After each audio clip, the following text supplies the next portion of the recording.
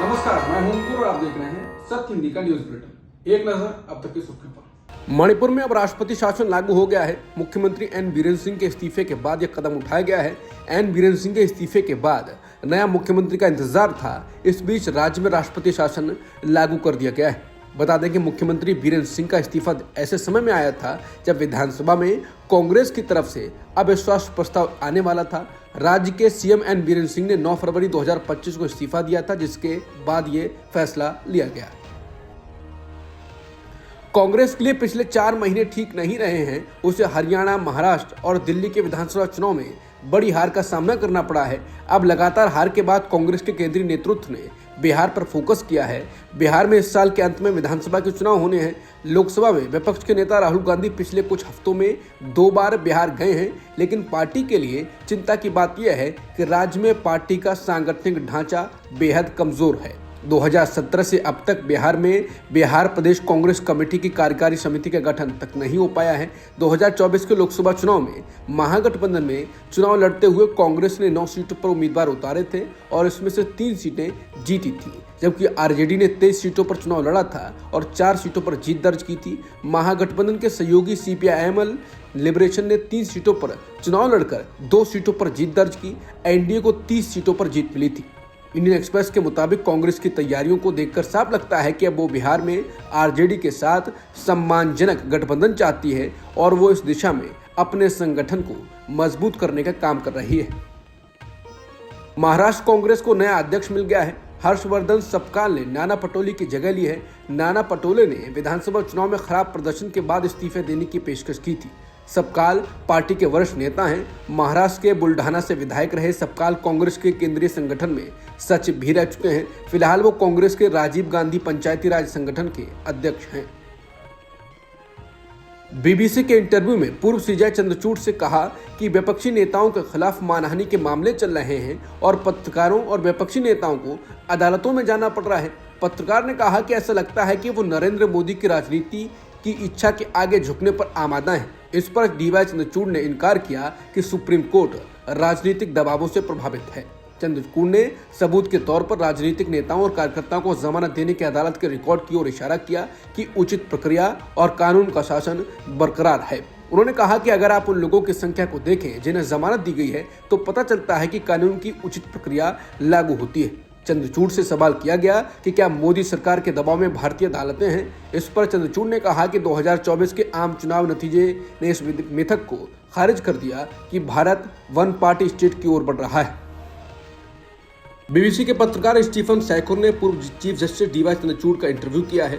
इसमें उन्होंने पूर्व सीजेआई से पीएम मोदी का उनके घर गणेश चतुर्थी में जाकर पूजा करने वाले वीडियो का जिक्र किया और पूछा कि क्या आप पीएम मोदी के करीबी हैं, क्योंकि अयोध्या मामले के फैसले से पहले आपने भगवान राम से मदद मांगी थी, और क्या ये भारतीय न्यायपालिका में पक्षपात को दिखाता है।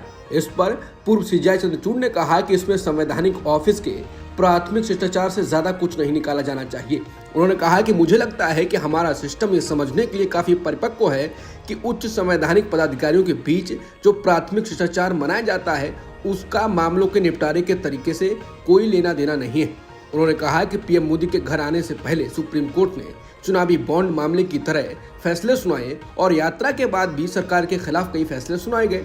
उन्होंने ये भी कहा कि लोकतांत्रिक समाज में न्यायपालिका की भूमिका संसद में विपक्ष की भूमिका नहीं है। हम यहाँ मामलों का फैसला करने और कानून के शासन के अनुसार काम करने के लिए है। पूर्व सीजेआई चंद्रचूड़ से सवाल पूछा गया कि क्या उन्हें अपने कार्यकाल के दौरान राजनीतिक दबाव से जूझना पड़ा। सैकोर ने द न्यूयॉर्क टाइम्स के एक संपादकीय का हवाला दिया जिसमें कहा गया था कि राजनीतिक विरोधियों के अनुसार सत्तारूढ़ भाजपा ने अपनी सुरक्षा के लिए अदालतों का सहारा लिया है। इस पर चंद्रचूड़ ने कहा कि 2024 के आम चुनावों के नतीजे ने इस मिथक को खारिज कर दिया कि भारत एक तलीय राज्य की ओर बढ़ रहा है। पूर्व सीजेआई से मानहानि मामले में राहुल गांधी की सजा के बारे में पूछे जाने पर उन्होंने कहा कि सुप्रीम कोर्ट ने बाद में फैसला रोक दिया। जिन लोगों को जमानत दी गई है उनमें से कई राजनीतिक नेताओं का हवाला देते हुए उन्होंने कहा, उच्च न्यायालयों विशेष रूप से सुप्रीम कोर्ट ने एक स्पष्ट संदेश भेजा है कि हम यहाँ व्यक्तिगत आज़ादी की रक्षा के लिए हैं। व्यक्तिगत मामलों में व्यक्तिगत राय में अंतर हो सकता है, लेकिन तथ्य यह है कि सुप्रीम कोर्ट व्यक्तिगत आज़ादी के मामले में सबसे आगे रहा। यही कारण है कि हमें लोगों का विश्वास है।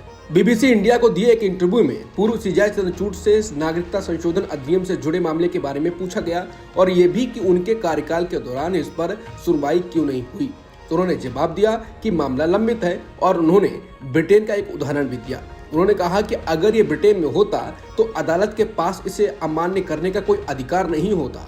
भारत में हमारे पास कानून को अमान्य करने का अधिकार है। मैंने अपने कार्यकाल के दौरान संविधान पीठ के लिए लगभग 62 फैसले लिखे। हमारे पास संवैधानिक मामले थे जो 20 सालों से लंबित थे, जो अहम मुद्दों से निपट रहे थे। पूर्व मुख्य न्यायाधीश ने कहा कि उन्हें पुराने और नए मामलों के बीच संतुलन बनाने की जरूरत है। बॉलीवुड एक्ट्रेस और हिमाचल के मंडी से भाजपा सांसद कंगना रनौत ने अपने कैफे की शुरुआत की है। इसके बाद कांग्रेस ने कंगना रनौत को उनके नए कैफे को लेकर बधाई देते हुए सोशल मीडिया पर एक पोस्ट शेयर किया है। केरल कांग्रेस ने अपने आधिकारिक एक्स हैंडल से पोस्ट करते हुए लिखा है कि हमें आपके नए शुद्ध शाकाहारी कैफे के बारे में जानकर खुशी हुई। आशा है कि आप सभी पर्यटकों को कुछ अद्भुत हिमाचली शाकाहारी व्यंजन परोसेंगी। इस उद्यम की सफलता के लिए आपको शुभकामनाएं। इसके बाद एक सोशल मीडिया यूजर ने लिखा है कि क्या यह अकाउंट हैक कर लिया गया है। वहीं एक अन्य यूजर्स ने लिखा है कि कोई आश्चर्य नहीं कि राहुल गांधी ऐसे मूर्खों के कारण चुनाव हारते रहते हैं जो उनके सोशल मीडिया अकाउंट संभाल रहे हैं।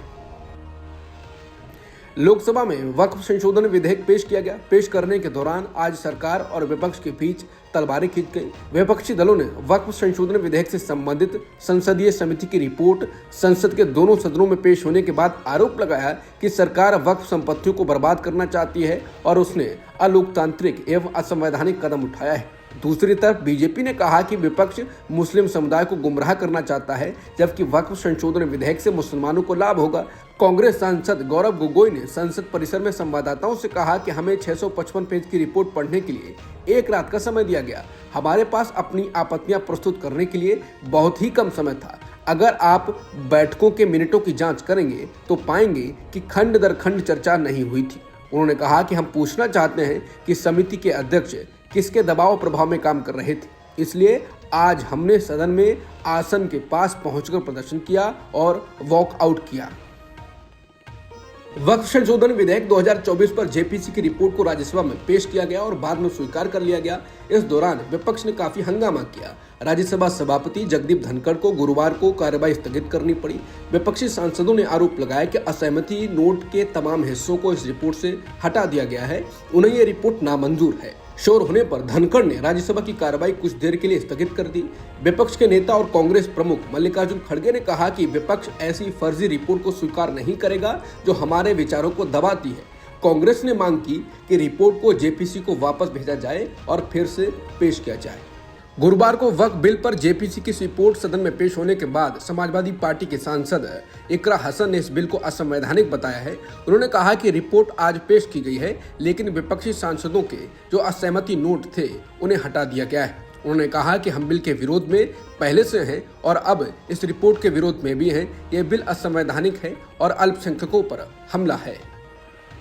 वक्फ संशोधन विधेयक पर बनी ज्वाइंट पार्लियामेंट्री कमेटी ने गुरुवार को अपनी रिपोर्ट लोकसभा और राज्यसभा में पेश की। संसद के बाहर टीएमसी सांसद कल्याण बनर्जी ने कहा कि हमने जो भी असहमति नोट्स समिति को सौंपे थे उनको रिपोर्ट से हटा दिया गया है। नियमानुसार अनुचित बातें ही हटाई जा सकती हैं। हम लोगों ने जो कानूनी बिंदु बताए थे उन पर भी विचार नहीं किया गया। हम लोग बात करेंगे, हम स्पीकर के पास भी जाएंगे। डीएमके सांसद मोहम्मद अब्दुल्ला ने कहा कि हम इसे स्वीकार नहीं करेंगे। शुरुआत से हमारा स्टैंड यही है। इसके अलावा एक और मुद्दा है, हमने समिति को असहमति नोट्स भी दिए थे। जेपीसी चेयरमैन द्वारा उन नोट्स का बड़ा हिस्सा हटा दिया गया है। हम लोकसभा के स्पीकर और राज्यसभा के चेयरमैन से इस मामले में अपील करेंगे। केंद्रीय मंत्री किरेन रिजिजू ने राज्यसभा में कहा कि विपक्ष ने जो मुद्दे उठाए थे मैंने उनकी जांच की। रिपोर्ट से कुछ भी नहीं हटाया गया है, सब कुछ सदन के सामने रखा गया है। विपक्ष के सदस्य एक ऐसी बात का मुद्दा बना रहे हैं जो तथ्य नहीं है। उन्होंने कहा कि ये आरोप गलत है। जेपीसी ने पूरी प्रक्रिया के दौरान नियमों का पालन किया है। पिछले 6 महीने में जेपीसी में शामिल सभी विपक्षी नेताओं ने जेपीसी की हर कार्रवाई में हिस्सा लिया है। सारे असहमति नोट्स रिपोर्ट में अटैच किए गए हैं। वक्फ बिल पर जेपीसी की रिपोर्ट सदन में पेश होने के बाद विपक्ष ने गुरुवार को लोकसभा से वॉकआउट कर दिया। वक्फ बिल पर एआईएमआईएम के सांसद असदुद्दीन ओवैसी ने प्रतिक्रिया दी। उन्होंने कहा कि वक्फ का जो बिल लाया जा रहा है यह सिर्फ असंवैधानिक है, बल्कि संविधान के अनुच्छेद 14, 15 और 29 का गंभीर उल्लंघन भी है। उन्होंने आरोप लगाया ये बिल वक्फ को बचाने के लिए नहीं है, बल्कि वक्फ को मुसलमानों से छीनने और बर्बाद करने के लिए लाया जा रहा है। हम इस बिल की निंदा करते हैं। समिति में ऐसे स्टेक होल्डर्स को बुलाया गया जिनको संविधान पर कोई भरोसा नहीं है। ओवैसी ने दावा किया कि ऐसे संगठन को बुलाया गया जिनके मेंबर्स आतंकवाद मामले में गिरफ्तार हुए हैं और जल्दबाजी में इस रिपोर्ट को दिया गया है। वक्फ संशोधन बिल पर बनी जेपीसी ने गुरुवार को संसद में अपनी रिपोर्ट पेश की। इस रिपोर्ट पर all India Muslim personal law board ने आपत्ति जताई। मुस्लिम पर्सनल लॉ बोर्ड ने कहा कि भारत में अपनी जायदाद पर जितना हक सिखों और हिंदुओं का है उतना ही मुसलमानों का भी है। उन्होंने कहा कि इसी के अंतर्गत सिख अपनी जायदाद चलाते हैं, इसी तरह हिंदू भी स्वतंत्र हैं। हमें इस पर कोई ऐतराज नहीं, लेकिन जितना हक हिंदुओं और सिखों का है उतना ही हक मुसलमानों का है। लेकिन नए कानून के मुताबिक 2 गैर मुसलमानों को वक्फ बोर्ड में रखा जाएगा और इसमें सरकार की ओर से जो अधिकारी होगा वो मुस्लिम हो, ये भी जरूरी नहीं है। उन्होंने कहा कि ये हमें कबूल नहीं है, हम इसके खिलाफ अंत तक लड़ेंगे। हुकूमत को चाहिए कि भाईचारे का ख्याल रखा जाए। शिवसेना यूबीटी के नेता आदित्य ठाकरे ने गुरुवार को बिहार के मुख्यमंत्री नीतीश कुमार और आंध्र प्रदेश के सीएम एन चंद्रबाबू नायडू को चेताया कि केजरीवाल हमारी पार्टी और कांग्रेस पार्टी के साथ में जो हुआ है वो भविष्य में उनके साथ में हो सकता है। क्षेत्रीय दलों को कमजोर करने के लिए भारतीय जनता पार्टी का चल रहा अभियान उनके राजनीतिक भविष्य के लिए गंभीर खतरा है। शिवसेना यूबीटी के नेता आदित्य ठाकरे ने एक प्रेस कॉन्फ्रेंस में कहा कि हमारे देश का भविष्य संदेह में है। हमें नहीं पता कि मतदाता धोखाधड़ी और ईवीएम धोखाधड़ी के बीच हमारा वोट कहां जा रहा है। क्या भारत में चुनाव अभी भी स्वतंत्र और निष्पक्ष है? हमारे साथ अरविंद केजरीवाल और कांग्रेस के साथ जो हुआ वो भविष्य में नीतीश कुमार, आरजेडी और चंद्रबाबू नायडू के साथ हो सकता है। अडानी समूह की कंपनी अडानी ग्रीन एनर्जी ने श्रीलंका में अपने $100 करोड़ के विंड एनर्जी प्रोजेक्ट से हटने का फैसला किया है। कंपनी ने कहा है कि कई जरूरी मंजूरियां मिलने के बावजूद वो इसलिए इन प्रोजेक्ट से पीछे हट रही है क्योंकि कुछ पर्यावरणीय क्लियरेंस मिलने में देरी हो रही है। साथ ही श्रीलंका के सुप्रीम कोर्ट में एक लंबित मामले की वजह से उसे ऐसा करना पड़ रहा है। अडानी ग्रीन एनर्जी ने एक बयान में कहा है कि इस मामले में फिर से बातचीत के लिए नेगोशिएशन कमेटी और प्रोजेक्ट कमेटी बनाई जाएगी। कंपनी ने कहा है कि हम श्रीलंका की संप्रभुता और उसके फैसलों का सम्मान करते हैं, इसलिए हम इस प्रोजेक्ट से सम्मानपूर्वक हट रहे हैं। आरजेडी प्रमुख लालू प्रसाद यादव ने बिहार चुनाव को लेकर बयान दिया। उन्होंने बिहार में बीजेपी की अपने दम पर सरकार बनाने की संभावना को लेकर पूछे गए सवाल पर बोला। उन्होंने कहा कि लोग अब बीजेपी को जान गए हैं। दरअसल लालू प्रसाद यादव से पूछा गया था कि क्या दिल्ली विधानसभा चुनाव 2025 के नतीजों का असर बिहार में होने वाले विधानसभा चुनाव पर भी होगा। इसके जवाब में उन्होंने कहा कि कोई असर नहीं पड़ेगा। हम लोगों के रहते हुए बीजेपी कैसे सरकार बना सकती है? बीजेपी को लोग अब जान गए हैं। अमेरिकी राष्ट्रपति ट्रंप ने प्रधानमंत्री मोदी के साथ अपनी बैठक से कुछ घंटे पहले एक क्रिप्टिक सोशल मीडिया पोस्ट डाली है और इसके साथ ही ट्रंप ने अटकलों को और हवा दे दी है कि वो व्यापार और टैरिफ पर मोदी को कुछ बड़ी डील लादने के मूड में है। बता दें, पीएम मोदी के साथ बैठक के दौरान टैरिफ पर चर्चा होने की उम्मीद है। ट्रंप ने अपने पोस्ट में लिखा है कि 3 महान सप्ताह शायद अब तक के सबसे अच्छे, लेकिन आज का दिन बड़ा है।